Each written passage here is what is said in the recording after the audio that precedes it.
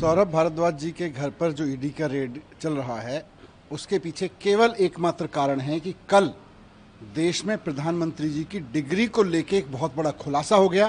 तो ईडी को काम ले लिया उन्होंने। ईडी का यही काम रह गया आजकल। ईडी का काम भ्रष्टाचार रोकना थोड़ी है। भारतीय जनता पार्टी जब फंसने लगे तो उन मुद्दों से ध्यान भटकाना है।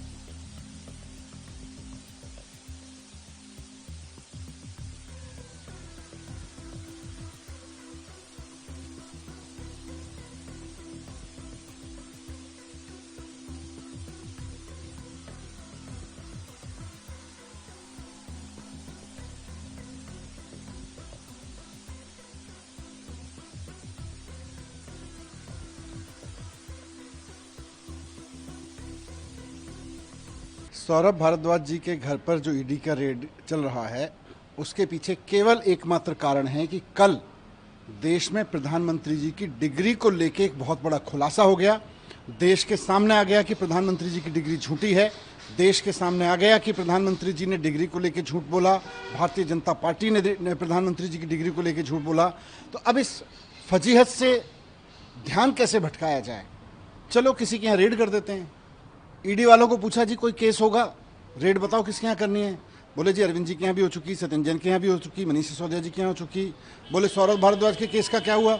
तो ईडी वालों ने बताया सौरभ भारद्वाज के बारे में कि जी सौरभ भारद्वाज जब मंत्री थे, केस तो उस समय से पुराने का है, वो जब वो मंत्री नहीं थे। तो बोले कोई बात नहीं, ध्यान तो भटकेगा।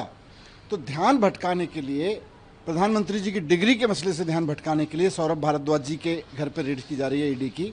और मजाक है, बच्चा भी हंसेगा इस बात को सुन के कि सौरभ भारद्वाज के घर जिस केस में रेड हो रही है वो उसके मंत्री बनने से पहले का केस बताया जा रहा है, और रेड तब के लिए हो रही है जब वो मंत्री बना।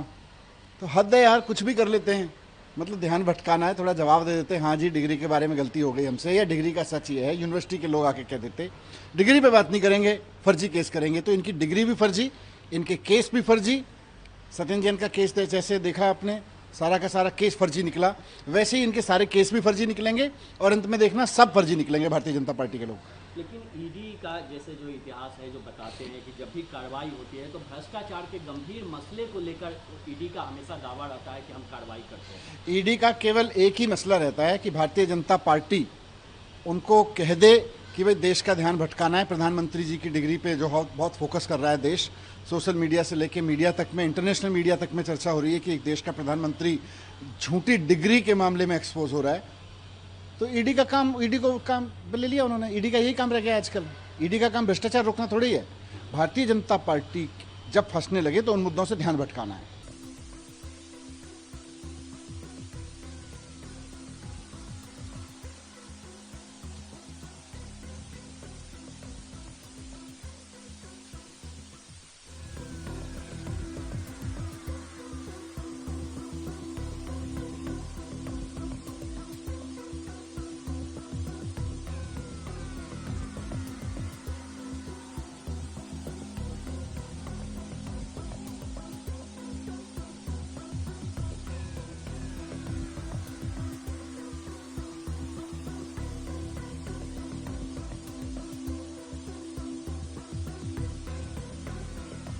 देखिए, सौरभ भारद्वाज पर ईडी का ये फर्जी तरीके से किया गया रेड क्यों हो रहा है?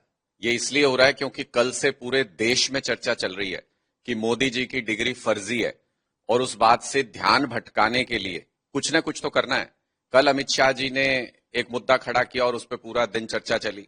आज ये रेड करके और ऐसे मामले में रेड हो रही है। आपको आश्चर्य होगा, सौरभ भारद्वाज खुद प्रेस कॉन्फ्रेंस करके बता चुके हैं कि जिस टेन्योर की बात हो रही है उसमें वो मंत्री नहीं थे। तो जब मंत्री नहीं थे तो उनका किस तरीके से घोटाले में नाम आ सकता है या किस तरीके से उनके ऊपर आरोप भी लग सकते हैं।